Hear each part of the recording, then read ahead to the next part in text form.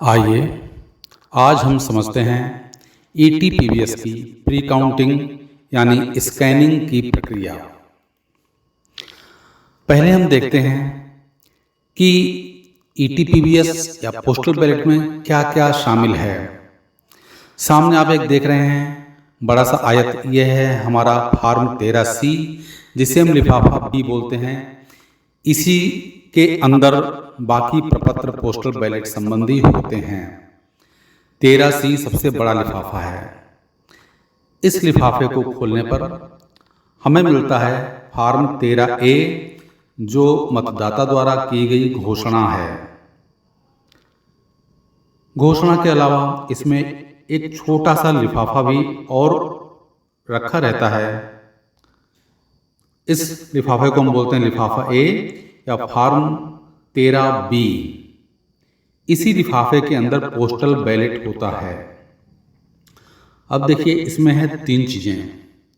13C बड़ा लिफाफा, 13B छोटा लिफाफा जिसके अंदर पोस्टल बैलेट होगा, और 13A जो मतदाता द्वारा की गई घोषणा होगी। स्कैनिंग टेबल पर क्या क्या व्यवस्था होती है, कैसे कैसे क्या किया जाएगा। देखिए इसमें एक तो ARO होते हैं, सहायक रिटर्निंग अधिकारी, और प्रत्येक 10 टेबल तक एक ARO की नियुक्ति की जाती है। इसके अतिरिक्त प्रत्येक टेबल पर एक सुपरवाइजर और एक सहायक होगा। इस पर जो व्यवस्थाएं रखी जाएंगी उन व्यवस्थाओं में एक है कंप्यूटर। इस कंप्यूटर में 2 ऑपरेटर्स, अलग अलग ऑपरेटर्स की लीज लाइन इंटरनेट कनेक्शन होना चाहिए, और एक QR कोड स्कैनर होगा जो मैनुअल ट्रिगर मोड में होगा। ये हमारी प्री काउंटिंग यानी स्कैनिंग टेबल का खाका या रेखा चित्र है। इसमें जो अधिकारी तैनात किए जाते हैं और जो व्यवस्थाएं की जाती हैं। सभी सर्विस वोटर्स को ई पोस्टल बैलेट यानी EPB जारी करने के लिए electronically transmitted postal ballot management system यानी ETPBMS का उपयोग किया जा रहा है। इस वीडियो में हम RO कार्यालय में सर्विस वोटर्स से प्राप्त ई पोस्टल बैलेट जो मतगणना के दिन सुबह 7:59 बजे या उससे पहले प्राप्त हुए हैं की चर्चा करेंगे। ETPBS काउंटिंग के लिए कुल 2 चरण हैं। पहला है प्री काउंटिंग और दूसरा है काउंटिंग। प्री काउंटिंग में फॉर्म 13C, 13A और 13B जो अभी आपने रेखा चित्र में देखे थे उनकी स्कैनिंग की जाती है। प्री काउंटिंग के बाद RO को EPB वोटों की गिनती शुरू करने से पहले स्कैनिंग को सॉफ्टवेयर पर कंप्लीट के रूप में मार्क कर देना चाहिए। उसके बाद ही काउंटिंग प्रारंभ की जा सकती है। प्रत्येक टेबलवार ई पोस्टल बैलेट की प्री काउंटिंग के लिए आवश्यक हार्डवेयर कौन कौन सी चीजें हैं जो प्री काउंटिंग के लिए आवश्यक हैं, क्या क्या व्यवस्थाएं हमें करनी होती हैं। इसके लिए हमें एक लैपटॉप या डेस्कटॉप की आवश्यकता होती है जो विंडोज 7 या लेटेस्ट विंडोज और अपडेटेड लेटेस्ट वर्जन युक्त हो। इसके अलावा हमें मैनुअल ट्रिगर मोड के साथ एक QR कोड स्कैनर की आवश्यकता होती है। यह भी अपडेटेड ब्राउज़र लेटेस्ट वर्जन युक्त होना चाहिए। यदि हम डेस्कटॉप प्रयोग कर रहे हैं तो उसके लिए पावर बैकअप या UPS होना चाहिए। प्रत्येक सिस्टम के लिए न्यूनतम 10 Mbps की वायर्ड इंटरनेट कनेक्टिविटी होनी चाहिए जो 2 अलग अलग ऑपरेटरों की 2 इंटरनेट लाइनों के साथ हो। इसके अलावा कुछ स्टेशनरी की सामग्री है जो हमारे लिए ETPBS स्कैनिंग के लिए आवश्यक है। ई पोस्टल बैलेट की प्री काउंटिंग के समय ध्यान रखने योग्य बातें हैं। केवल QR कोड स्कैनर ही प्रयोग किया जाना चाहिए।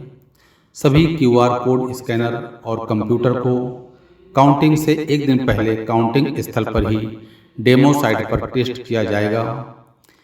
QR कोड स्कैनर को मैनुअल ट्रिगर मोड में होना चाहिए। काउंटिंग के दिन सुबह 8 बजे स्कैनिंग इनेबल की जाएगी।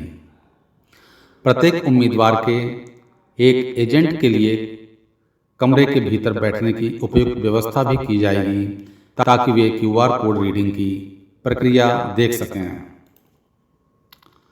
सभी RO काउंटिंग सुपरवाइजर को काउंटिंग से एक दिन पहले पोर्टल पर लॉगिन करना चाहिए और अपना पासवर्ड सेट करना चाहिए।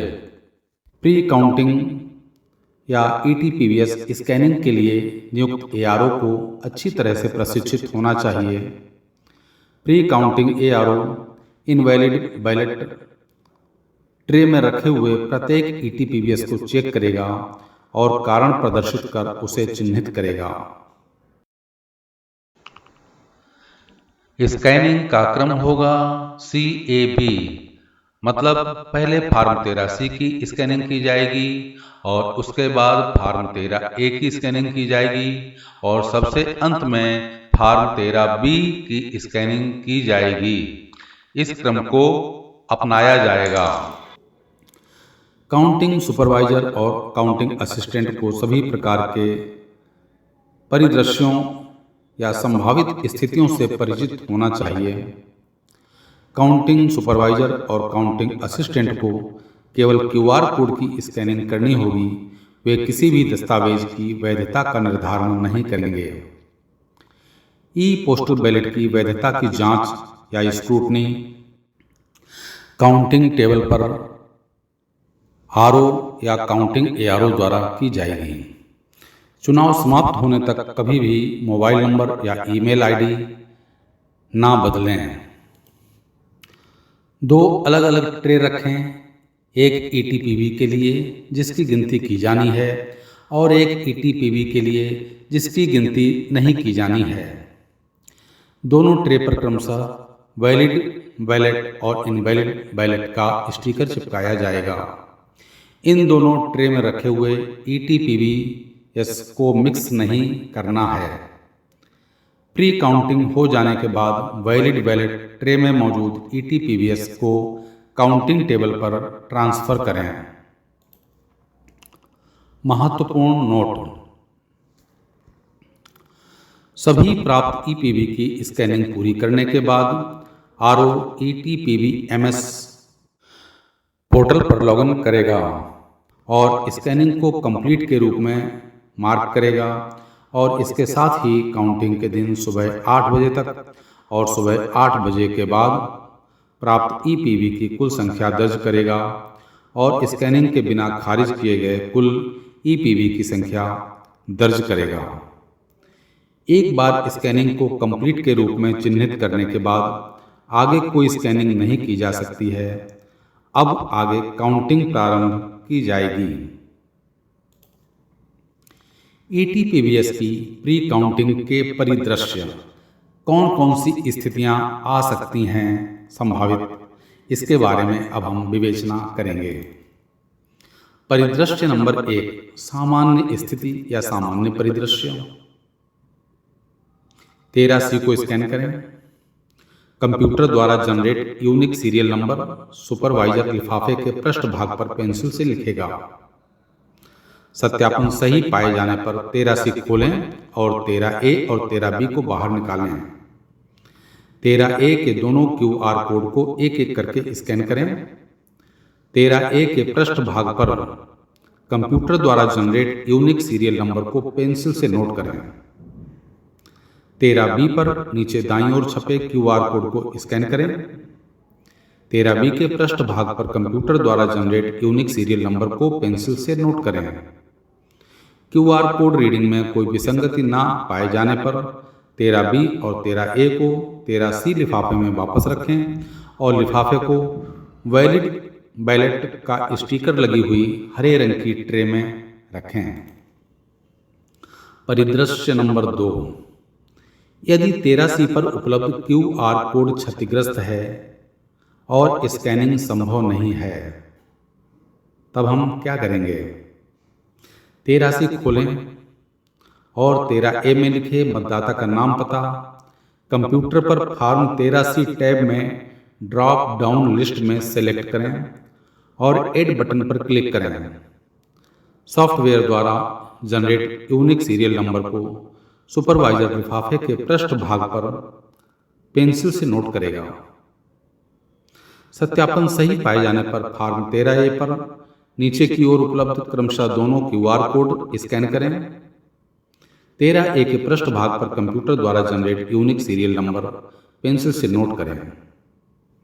13B पर नीचे दाहिनी ओर अंकित QR कोड को स्कैन करें। 13B के पृष्ठ भाग पर कंप्यूटर द्वारा जनरेट यूनिक सीरियल नंबर को पेंसिल से नोट करें। QR कोड रीडिंग में कोई विसंगति न पाए जाने पर 13B और 13A को 13C लिफाफे में वापस रखें और लिफाफे को वैलिड बैलेट का स्टिकर लगी हुई हरे रंग की ट्रे में रखें। परिदृश्य नंबर 3, फॉर्म 13A पर उपलब्ध QR कोड क्षतिग्रस्त है एवं स्कैनिंग संभव नहीं है। ऐसी दशा में हम निम्न प्रक्रिया अपनाएंगे। 13C को स्कैन करें। कंप्यूटर द्वारा जनरेट यूनिक सीरियल नंबर सत्यापित लिफाफे के पृष्ठ भाग पर पेंसिल से नोट करें। सही पाए जाने पर केवल बाहरी लिफाफा फॉर्म 13C खोलें। 13A पर QR कोड क्षतिग्रस्त होने और स्कैनिंग संभव न होने की स्थिति में मतदाता का नाम पता सिलेक्ट करें और स्कैन फॉर्म 13A टैब में 16 अंकों का EPV-ID दर्ज करें और ऐड पर क्लिक करें। उसके बाद फॉर्म 13B पर नीचे दाईं ओर मौजूद QR कोड को स्कैन करें। उपरोक्त सभी लिफाफों में क्रमशः कंप्यूटर द्वारा जनरेट यूनिक सीरियल नंबर को नोट करें। QR कोड रीडिंग में कोई विसंगति न होने पर 13B और 13A को फॉर्म 13C लिफाफे में वापस रखें और लिफाफे को वैलिड बैलेट का स्टिकर लगी हुई हरे रंग की ट्रे में रखें। परिदृश्य नंबर 4, 13B पर उपलब्ध QR कोड क्षतिग्रस्त है और स्कैनिंग संभव नहीं है। ऐसी अवस्था में निम्न प्रक्रिया का पालन किया जाएगा। फॉर्म 13C स्कैन करें। सॉफ्टवेयर द्वारा जनरेट यूनिक सीरियल नंबर सत्यापित किए जा रहे लिफाफे के पृष्ठ भाग पर पेंसिल से नोट करें। स्कैनिंग में सही पाए जाने पर केवल 13C ही खोलें और 13A और 13B को बाहर निकालें। 13A पर उपलब्ध दोनों QR कोड को क्रमशः स्कैन करें व कंप्यूटर द्वारा जनरेट यूनिक सीरियल नंबर को 13A के पृष्ठ भाग पर पेंसिल से नोट करें। 13B पर उपलब्ध QR कोड की स्कैनिंग संभव न होने पर 13B पर उपलब्ध 16 अंकों के EPV-ID को स्कैन फॉर्म 13B टैब में उपलब्ध टेक्स्ट बॉक्स में दर्ज करें और पुष्टि के लिए ऐड बटन पर क्लिक करें। उपरोक्त सभी लिफाफों में कंप्यूटर द्वारा जनरेट यूनिक सीरियल नंबर को उनके पृष्ठ भाग पर पेंसिल से नोट करें। उपरोक्त चरणों को पूरा करने के बाद 13B और 13A को 13C लिफाफे में वापस रखें और लिफाफे को वैलिड बैलेट के रूप में चिन्हित हरे रंग की ट्रे में रखें। परिदृश्य 5, 13C खोलने के बाद उसके अंदर 13A या 13B ना पाए जाने पर निम्न प्रक्रिया का पालन किया जाएगा। 13C स्कैन करें और कंप्यूटर द्वारा जनरेट यूनिक सीरियल नंबर लिफाफे के पृष्ठ भाग पर पेंसिल से नोट करें। सही पाए जाने पर 13C खोलें। यदि उसके अंदर 13A या 13B जैसा भी मामला हो नहीं मिलता है तो ड्रॉप डाउन मेनू में जाकर नॉट फाउंड कारण सेलेक्ट करें। एक बार जब आप फॉर्म 13A या फॉर्म 13B को स्कैन ना हो पाने का कारण दर्ज कर देते हैं तो इसे अमान्य डाक मतपत्र घोषित कर दिया जाएगा। उपरोक्त सभी लिफाफों में कंप्यूटर द्वारा जनरेट यूनिक सीरियल नंबर को उनके पृष्ठभाग पर पेंसिल से नोट करें। 13A एवं 13B को 13C लिफाफे में रखें और इनवैलिड बैलेट स्टिकर लगी हुई लाल ट्रे में रखें। परिदृश्य नंबर 6। 13A या 13B का QR कोड स्कैनिंग संभव न होने और 16 अंकों का EPBID अपठनीय होने पर। यदि 13A या 13B QR कोड की स्कैनिंग संभव न होने और 16 अंकों का EPBID क्षतिग्रस्त होने के कारण अपठनीय होने पर पर्यवेक्षक को ड्रॉप डाउन मेनू से अदर रीजन सिलेक्ट करना होगा, जिसमें स्कैन न हो पाने एवं 13A पर लिखे 16 अंकों के EPBID को इंटर न कर पाने का कारण लिखना होगा और RO को इसे इनवैलिड बैलेट के रूप में चिन्हित करना होगा।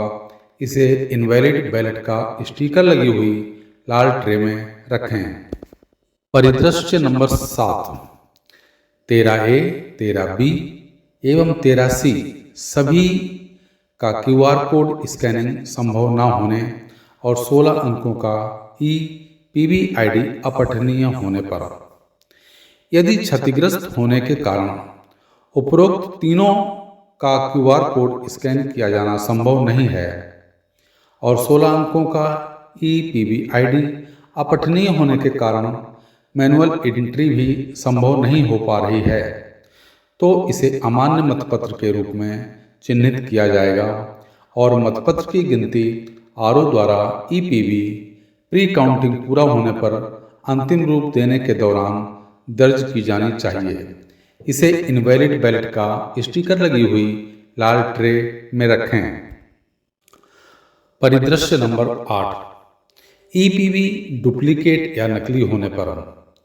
यदि QR कोड रीडिंग में कोई विसंगति दिखती है, जैसे कि दस्तावेज असली नहीं है या दस्तावेज की कई प्रतियां प्राप्त हुई हैं, तो ऐसे लिफाफों को इनवैलिड बैलेट स्टिकर लगी हुई लाल ट्रे में रखा जाएगा।